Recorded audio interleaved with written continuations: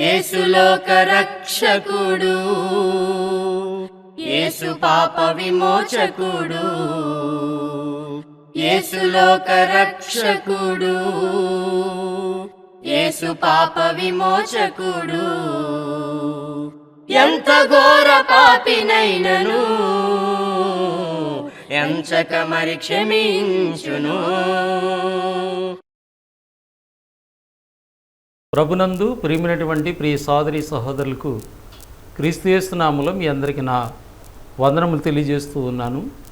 దేవుని యొక్క మహాదయను బట్టి, కృపను బట్టి ఆత్మీయ జీవితం అనేటువంటి టీవీ కార్యక్రమాల ద్వారా దేవుని గూర్చినటువంటి సంగతులు మనం వినడానికి, నేర్చుకోవడానికి దేవుడు కృప చూపుతున్నారు. అందుని బట్టి దేవునికి నేను కృతజ్ఞతలు, స్తోత్రాలు చెల్లిస్తూ ఉన్నాను.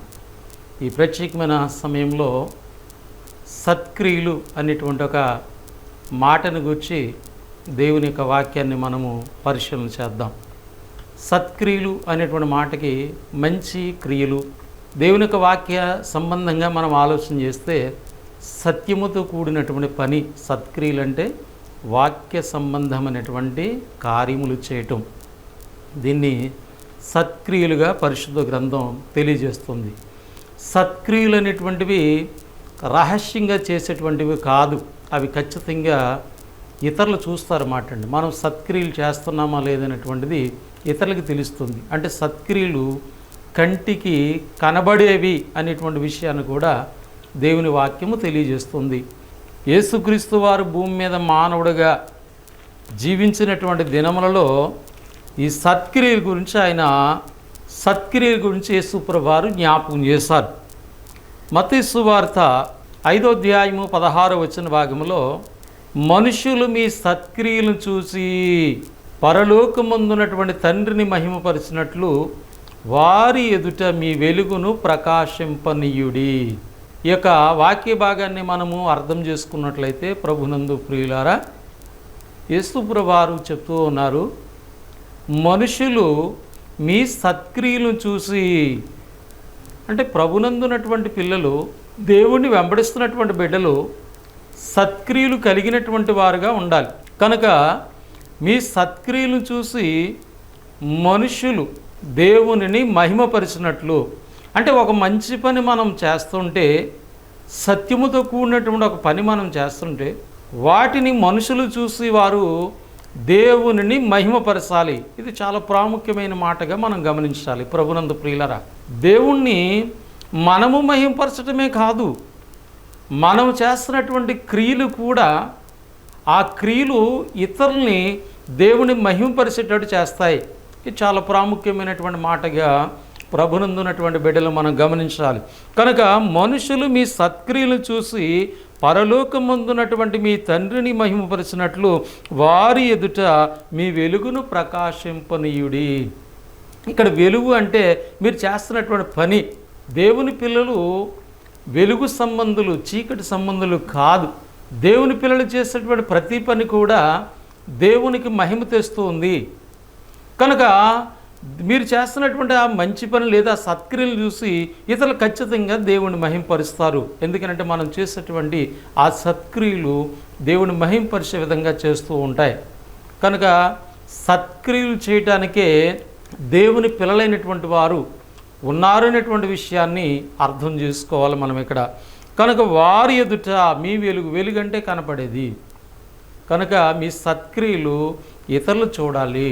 కనుక దేవుని యొక్క కుమారులుగా, కుమార్తెలుగా మనం ఏ సత్క్రియలు చేస్తున్నాం? మనం చేస్తున్నటువంటి మంచి పనులు ఇతరులు చూస్తున్నారా?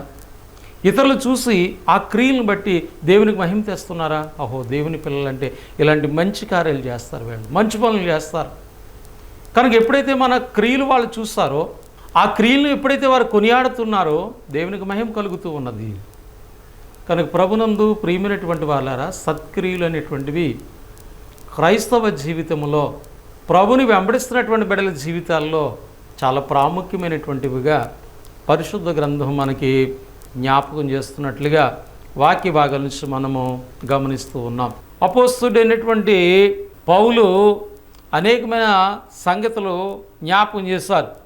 ప్రభు నమ్మినటువంటి బిడ్డలు స్త్రీలు గూర్చి మాట తెలియజేస్తున్నాడు. తిమోతికి రాసినటువంటి మొదటి పత్రిక 2వ అధ్యాయం 10వ వచన భాగంలో దైవభక్తి గలవారమని చెప్పుకున్న స్త్రీలకు తగినట్లుగా సత్క్రియలు చేత తమను తాము అలంకరించుకోవాలి. క్రైస్తవ జీవితంలో స్త్రీల యొక్క అలంకరణ ఇది భౌతికపరమైన అలంకరణ కాదు, కానీ ఆత్మ సంబంధమైనటువంటి అలంకరణ, అలాగే సత్క్రియలు అనేటువంటి అలంకరణ కలిగినటువంటి వారుగా ఉండాలి.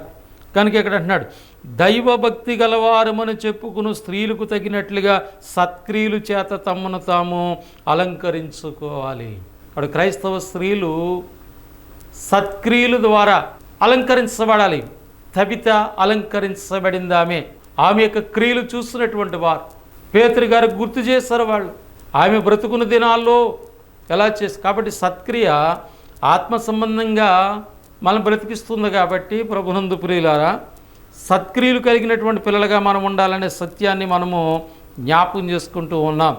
మరొక మాటని మనము గమనించినట్లయితే తీతు పత్రిక 2వ అధ్యాయం 14 వచ్చిన భాగంలో, ఆయన సమస్త దుర్నీతి నుండి మనను విమోచించి సత్క్రియలందు ఆసక్తి గల ప్రజలను తన కోసరము పవిత్రపరుచుకొని తన సొత్తుగా చేసుకున్నట్టుకు తను తానే మన కొరకు అప్పగించుకును. ప్రభునందు ప్రియులరా, యేసు ప్రభు యొక్క శిలువ మరణం యొక్క ఉద్దేశాన్ని తీతు గారికి పౌలు గారు గుర్తు చేశారు. ఈ సంగతులను సంఘానికి తెలియజేయాలని చెప్పాడు ఆయన. మరొకసారి ఈ మాటను మనం గమనించినట్లయితే, అందుచేత సమస్తమైన దుర్నీతి నుండి మనల్ని విమోచించి సత్క్రియలందు ఆసక్తి గల ప్రజలను తన కోసరము పవిత్రపరుచుకొని తన సొత్తుగా చేసుకున్నట్టుకు తను తానే మన కొరకు అప్పగించుకును. వీటిని గూర్చి బోధించుచు హెచ్చరించుచు సంపూర్ణ అధికారముతో దుర్బోధను ఖండించుచుండుము, నిన్నెవరిని తృణీకరింపనీయకమని తీతుకి పౌలు గారు గుర్తు చేశారు. అంటే ఇక్కడ క్రీస్తు ప్రభు యొక్క శిలువ బలియాగము దేని కొరకంటే కేవలము మన పాపాలు కడిగి వేసుకుని మన ఆలోచన ప్రకారంగా జీవించడానికి కాదు, మన ఉద్దేశ ప్రకారంగా జీవించడానికి కాదు, కానీ పాప క్షమాపణ పొంది పరిశుద్ధులుగా చేయబడినటువంటి బిడ్డలు సంఘము దేవుడు ముందుగా ఏ ఆలోచన అయితే చేశాడో, ఏ సంకల్పాన్ని ఏ ఉద్దేశాన్ని కలిగి ఉన్నాడో అట్టి సత్క్రియలు మనము చేయటానికి మన కొరకు క్రీస్తు ప్రభు యొక్క బలియాగం అనేటువంటి విషయాన్ని గుర్తించాలి. కనుక క్రైస్తవ జీవితము సత్క్రియల ద్వారా చాలా ప్రాముఖ్యమైనటువంటి పని కలిగి ఉన్నారు. ఈ సత్క్రియలు అనేటువంటివి ఇతరులు దేవుణ్ణి మహింపరిచేటువంటి స్థితిలోకి తీసుకువెళ్తూ ఉన్నాయి. ఈ సత్క్రియలు అనేటువంటి ఆత్మీయంగా మనం బ్రతికిస్తూ ఉన్నాయి. సత్క్రియలు అనేటువంటి పరలోక ధనాన్ని చేకూర్చుకునే విధంగా మనం చేస్తూ ఉన్నాయి. కనుక సత్క్రియలందు ఆసక్తి కలిగినటువంటి బిడ్డలుగా మనం ఉండాలని క్రీస్తు ప్రభు మన కొరకు చనిపోయాడనేటువంటి సత్యాన్ని దేవుని వాక్యం మనకి ఇక్కడ జ్ఞాపకం చేస్తున్నట్లుగా పరిశుద్ధ గ్రంథం నుంచి మనం గమనిస్తూ ఉన్నాం.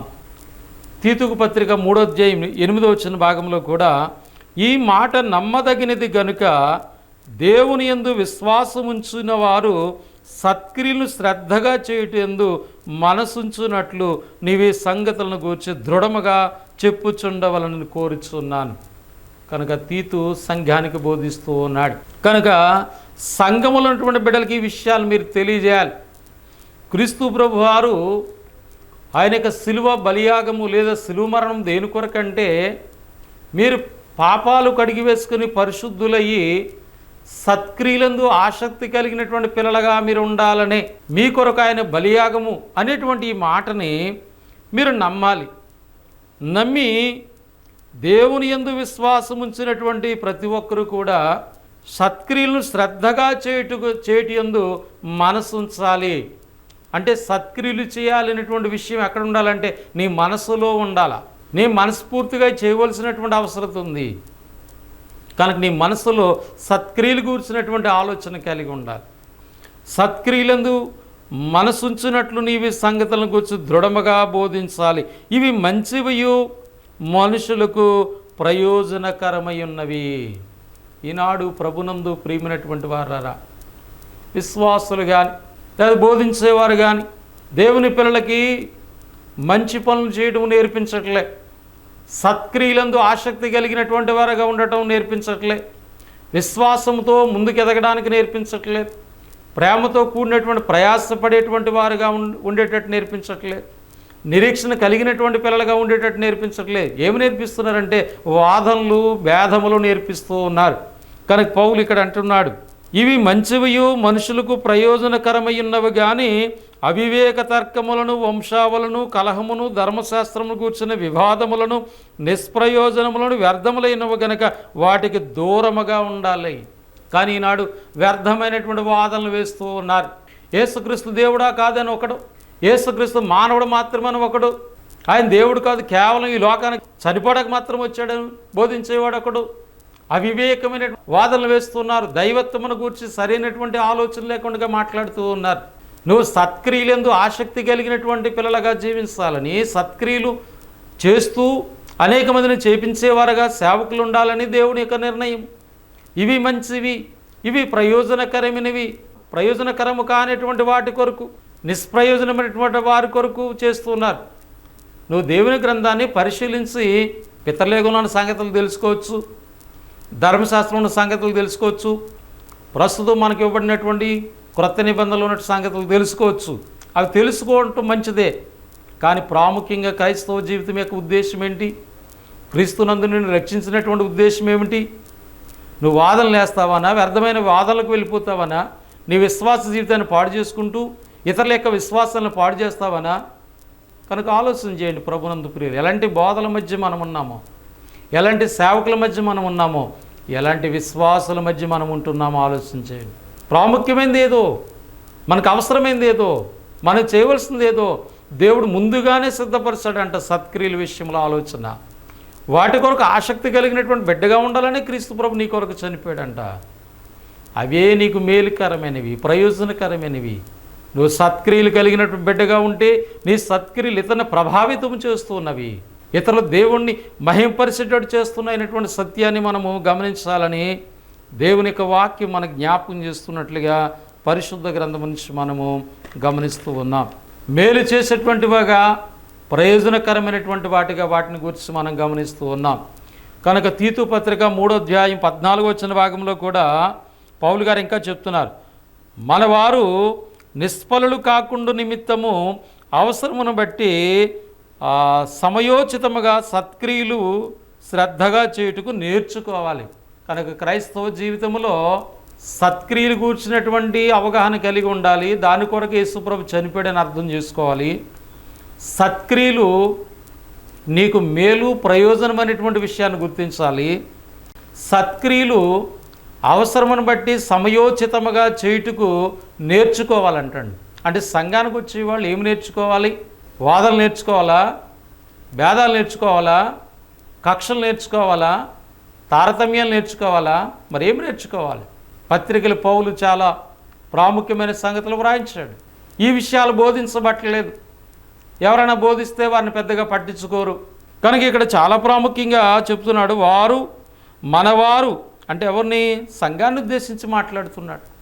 దేవుని పిల్లలైన వారు, క్రీస్తు వారు నిష్ఫలులు కాకుండా నిమిత్తము అవసరమును బట్టి సమయోచితముగా సత్క్రియలు శ్రద్ధగా చేయుటకు నేర్చుకోవాలి. ఒక దైవజనుడిగా ఎంతమంది బిడ్డలు సత్క్రియలు చేయటం నేర్పిస్తూ ఉన్నాం మనం? ఒక విశ్వాసకి ఎంతమంది సత్క్రియల పట్ల ఆసక్తి కలిగిన వారు ఉన్నారు? సత్క్రియలు చేయడానికి నేర్చుకుంటున్నారా? సమయోచితంగా అక్కడ ఉన్నటువంటి సమయాన్ని బట్టి నువ్వే మంచి పని చేయగలవో. ఒకడు ఆకలిగా ఉన్నాడు అనుకోండి, ఉదాహరణకి, సత్క్రియ ఏంటి తెలుసా? సాధ్యమైతే వారికి ఆహారం పెట్టాలి. అంతేగాని నీకు ఆకలి వేస్తుంది కదా అన్నం తిను, నీకు చలేస్తుంది కదా దుప్పటి కప్పుకుంటే అది క్రియలేని విశ్వాసం అని చెప్పబడుతుంది, వ్యర్థమైన విశ్వాసం అని చెప్పబడుతుంది, దెయ్యముల యొక్క విశ్వాసం అని చెప్పబడుతుంది. ప్రభునందు ప్రియులరా, కనుక ఈ ప్రత్యేకమైనటువంటి సమయంలో మనము ఆలోచన చేస్తూ ఉన్నాము దేవుని యొక్క వాక్యము నుండి. కనుక సత్క్రియలు అవసరమును బట్టి శ్రద్ధగా చేయడానికి నేర్చుకోవాలి. ఎందుకంటే సత్క్రియలు లేకపోతే దేవుని పిల్లలు అయినటువంటి వారు అయిపోతారు. దేవునిలో రక్షణ లేనప్పుడు మనము దేవునికి పనికిరాని వారు. రక్షణ పొందిన తర్వాత కూడా మళ్ళా మనము పనికిరానిటువంటి పిల్లలుగా ఉండాలని దేవుని యొక్క ఉద్దేశం కాదు. కనుక సత్క్రియలు శ్రద్ధ కలిగినటువంటి వారుగా మనం చేయటం నేర్చుకోవాలనేటువంటి సత్యాన్ని దేవుని వాక్యం మనకు తెలియజేస్తుంది. ప్రభునందు ప్రియమైనటువంటి వారు ఇంకా దేవుని యొక్క ఉద్దేశాన్ని మనం గమనించినట్లయితే పేతురు రాసినటువంటి మొదటి పత్రిక 2వ అధ్యాయము 12వ వచన భాగములో దేవుని పిల్లలకి ఎంత ప్రాముఖ్యమైన విషయాన్ని పేతురు గారు తెలియజేస్తున్నారంటే, అన్యజనులు మిమ్మును ఏ విషయములో దుర్మార్గులని దూషింతురో. అన్యజనులు అంటే దేవుని ఎరగనటువంటి వారు దేవుని ఎరిగినటువంటి నిన్ను ఏ విషయములో దుర్మార్గులను దూషిస్తున్నారో ఆ విషయములో వారు మీ సత్క్రియలను చూసి, ప్రభునందు ప్రియులారా ఆలోచన చేయండి. నాడు క్రైస్తవ జీవితంలో చాలా కొన్ని భయంకరమైన పరిస్థితులు ఏర్పడుతూ ఉన్నాయి. కొంతమంది సేవకులను చూస్తే చాలామంది అసహ్యంగా మాట్లాడుకుంటూ ఉన్నారు. వాడు ఆదివారం బోధిస్తాడు కానీ వాడు త్రాగుబోతు అని చెప్తూ ఉన్నారు. అంటే ఇప్పుడు ఏం దూషించారు నిన్ను? త్రాగుబోతుడుగా నిన్ను గుర్తించింది సమాజము, ఒక వ్యభిచారిగా నిన్ను గుర్తించింది సమాజము. కాబట్టి ఇక్కడ పేతురు గారు గుర్తు చేస్తున్న మాటను మీరు చాలా జాగ్రత్తగా గమనించాలి. అన్యజనులు మిమ్మును ఏ విషయములో దుర్మార్గులని దూషింతురో ఆ విషయంలో వారు మీ సత్క్రియలను చూసి, కాబట్టి నీలో ఏం కావాలి? సత్క్రియలు కావాలి, మంచి పనులు కావాలి. దేవుని నమ్మిన పిల్లలు వ్యభిచరిస్తారా? వ్యభిచారానికి దేవుడు ఏం చెప్పాడు?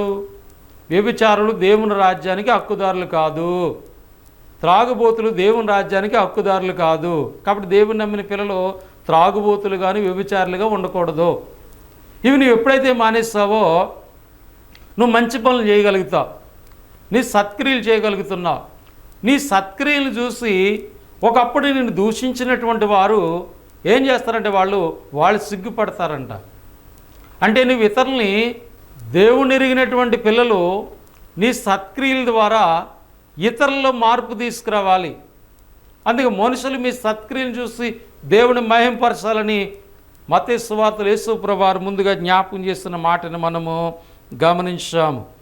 కనుక ఇక్కడ పేతురు చెప్తున్నాడు, ఆ విషయంలో వారు మీ సత్క్రియను చూసి వాటిని బట్టి దర్శన దినమున దేవుని మహింపరిచినట్లు వారి మధ్య మంచి ప్రవర్తన గలవారై ఉండవలనని మిమ్మును బతిమాలుకుంటున్నాడు పేతురు.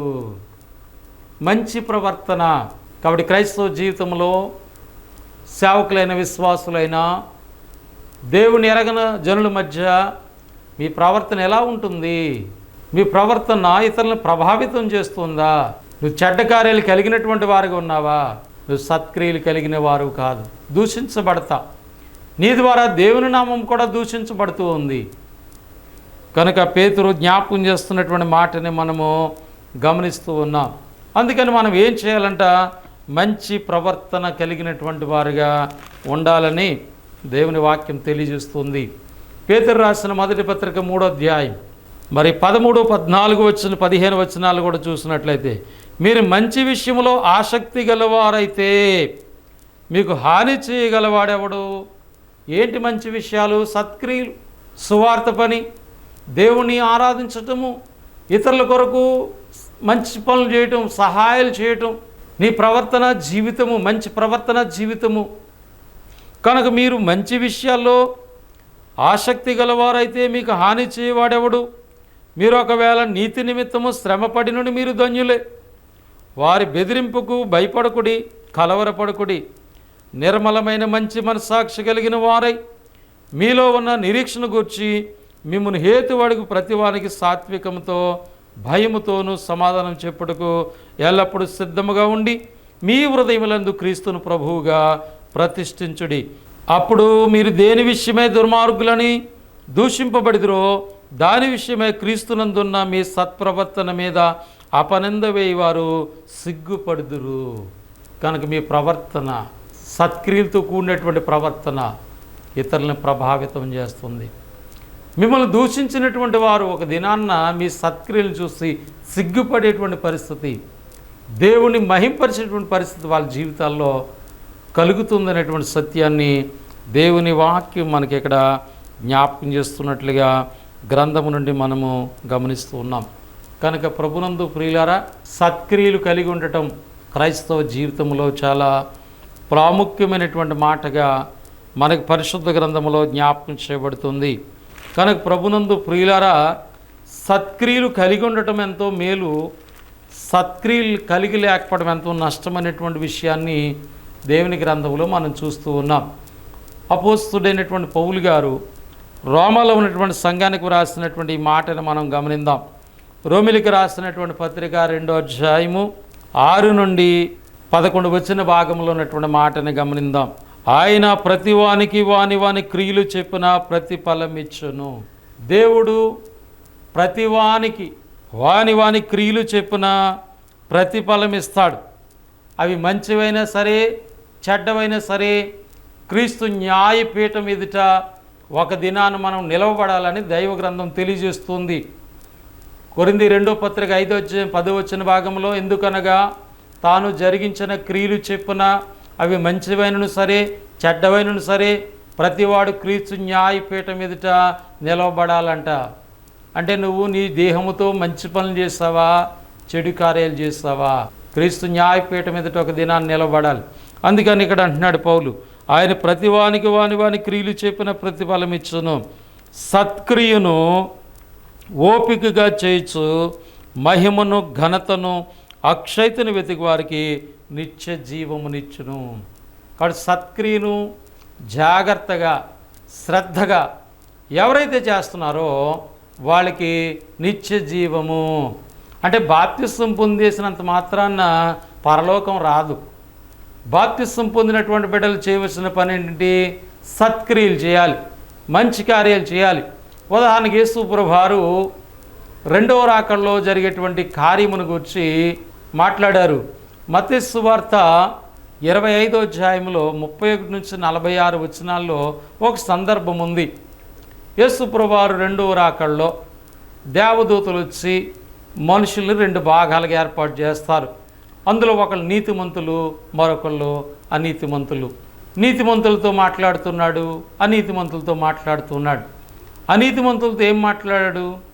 నేను ఆకలి గుంటిని, నాకు ఆహారం పెట్టలేదు, దప్పిగుంటిని, దాహం ఇవ్వలేదు, మరి దిగంబరింటిని వస్త్రాలు ఇవ్వలేదు, అలాగే నేను రోగిన ఇంటిని నన్ను చూడరాలేదు అని ఈయన మాట్లాడిన మాటని వాళ్ళు అంటున్నారు, అదేంటి ప్రభా, నీవు ఎప్పుడు ఆకలిగా ఉన్నావు, ఎప్పుడు దప్పిగున్నావు, ఎప్పుడు చలితో ఉన్నావు, ఎప్పుడు నువ్వు రోగి ఉన్నావు అన్నప్పుడు నా పేరట ఎవరికైనా మీరు ఇలాంటి సహాయం చేస్తే అది నాకు చేసినట్లే, కాబట్టి మీరు నాకు చేయలేదు అని ఆ నీతిమంతులతో మాట్లాడాడు.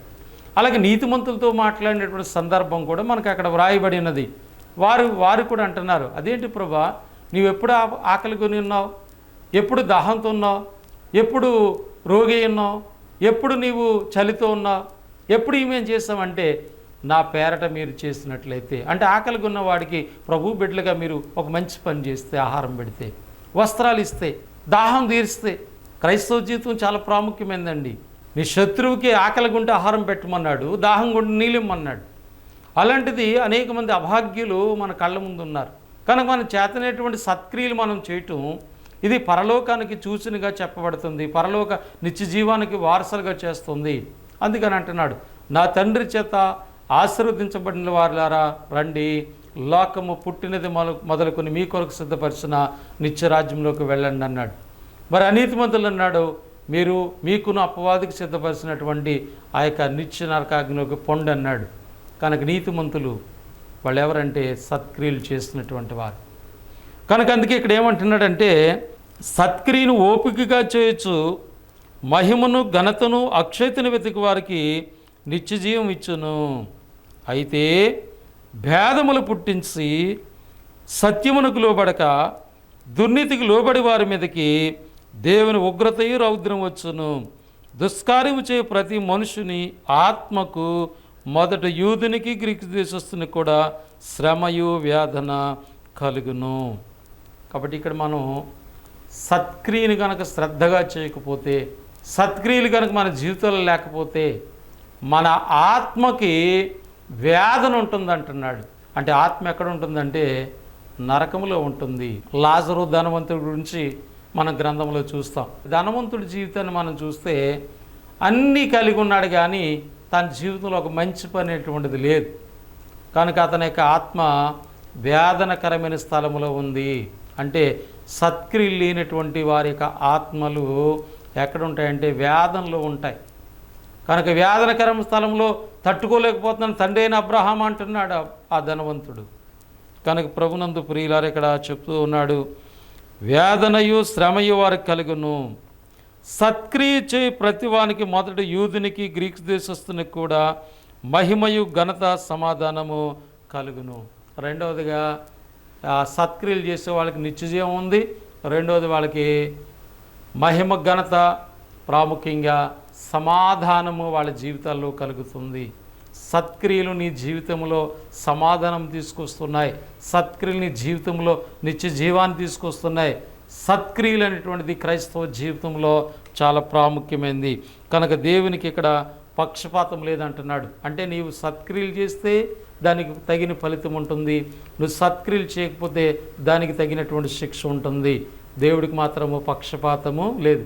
నువ్వు బాప్తిసం పొందినంత మాత్రాన నా జీవితాల్లో ఈ సత్క్రియలు లేకపోతే మరి ప్రమాదము, నష్టము అనేటువంటి విషయాన్ని మనం గుర్తించాలి. ఎందుకనంటే క్రీస్తు నిన్ను నన్ను రక్షిస్తుంది దేని కొరకంటే దేవుడు ముందుగా సిద్ధపరిచినటువంటి సత్క్రియలు చేయటానికి మనము క్రీస్తు యేసునందు సృష్టింపబడినటువంటి పిల్లలుగా ఉన్నామనేటువంటి సత్యాన్ని దేవుని వాక్యం మనకి ఇక్కడ జ్ఞాపకం చేస్తుంది. కనుక ప్రభునందు ప్రియమైనటువంటి వారులారా, సత్క్రియలు కూర్చున్నటువంటి సంగతులు మనం ఆలోచన చేస్తాం. సత్క్రియ అంటే సత్యంతో కూడిన పనులు, మంచి పనులు. అవి కంటికి కనబడి ఇతరులు చూస్తారు. సత్క్రియలు చూసి ఇతరులు దేవుని కూడా మహింపరిచే సంగతి ఉందని యేసుప్రభువు వారు బోధించారు. సత్క్రియ చేయకపోతే పాపం అనేటువంటి విషయాన్ని గ్రంథం చెప్తోంది. సత్క్రియలు చేయడానికి మనం క్రీస్తు యేసునందు సృష్టింపబడ్డాము. సత్క్రియలు, సువార్త పని సత్క్రియ, దేవుణ్ణి ఆరాధించడం సత్క్రియ, సంఘ పరిచర్య సత్క్రియ, ఇతరులకి మనం చేయగలిగినటువంటి సహాయం చేయటం సత్క్రియ. కనుక దేవుడు మనకి ఇచ్చినటువంటి భౌతికపరమైన ధనాన్ని సత్క్రియలైనటువంటి ధనంగా మార్చుకోవాలి అనేటువంటి విషయాన్ని కూడా దైవ గ్రంథం తెలియజేస్తుంది. ప్రేమ కలిగి ఉండటం మంచి పని సత్క్రియ, విశ్వాసం కలిగి ఉండటం, విశ్వాసకి తగినట్టుగా కార్యాలు చేయటం, మన యొక్క విశ్వాసము, మన యొక్క ప్రేమ సంఘములో మంచి సాక్ష్యము కలిగి ఉండటం ఒక సత్క్రియగా పరిశుద్ధ గ్రంథములో మనము గమనిస్తూ ఉన్నాం. స్త్రీలు సత్క్రియలైనటువంటి అలంకరణ కలిగిన వారుగా ఉండటం గొప్ప ధన్యకరమైన కార్యంగా గ్రంథం మనకి తెలియజేస్తుంది. కనుక సత్క్రియలందు మనం ఆసక్తి కలిగిన పిల్లలుగా ఉండాలనే యేసు ప్రభువు వారి యొక్క శిలువ బలియాగమని గ్రంథం చెప్తుంది. సత్క్రియలు చేయటము చాలా అవసరము. అవి ప్రయోజనకరమైనటువంటి విషయాన్ని గ్రంథం తెలియజేస్తుంది. సత్క్రియలు అవసరమును బట్టి సమయోచితంగా సత్క్రియలు చేయటం మనము నేర్చుకోవాలని గ్రంథం చెప్తోంది. సత్క్రియలు చేయటం బట్టి మనల్ని ఎవరైతే దూషించారో వారు మనంది ఉన్నటువంటి సత్క్రియలు చూసి వారు ఒక దినాన్న సిగ్గుపడతారు, వారు దేవుని గుర్తిస్తారు, దేవుని మహింపరుస్తారనేటువంటి సత్యాన్ని దేవుని వాక్యం తెలియజేస్తుంది. సత్క్రియలు చేయటములో శ్రద్ధ కలిగిన వారుగా ఉండాలి. సత్క్రియలు చేస్తే సమాధానం కలుగుతుంది, మేలు కలుగుతుంది, నిత్యజీవం కలుగుతుంది. ఒకవేళ సత్క్రియలు లేకపోతే ఆత్మకి వేదన, శ్రమలు కలుగుచున్నాయని గ్రంథము ద్వారా మనము గమనిస్తూ ఉన్నాం. కనుక క్రీస్తు యేసునందు దేవుడు మనల్ని పరిశుద్ధపరిచి సంఘముగా చేస్తుంది దేని కొరకంటే సత్క్రియలు చేయడానికి. అట్టి సత్క్రియలు కలిగినటువంటి పిల్లలుగా మనం ఉండాలి. కనుక ప్రేమతో ఈ సంగతులు మీరు అర్థం చేసుకుని వాటిని అనుసరించి దేవుని మహిమ కొరకు జీవిస్తారని, మీ జీవితాలు ఇతరులను ప్రభావితం చేస్తాయని ప్రేమతో నన్ను నేను హెచ్చరించుకుంటూ మాటలు మీకు తెలియజేస్తూ ముగిస్తూ ఉన్నాను. మీ అందరికీ నా వందనములు. దేవుడు మిమ్మల్ని, మీ కుటుంబాన్ని దీవించి ఆశీర్వదించునుగాక. ఆమేన్.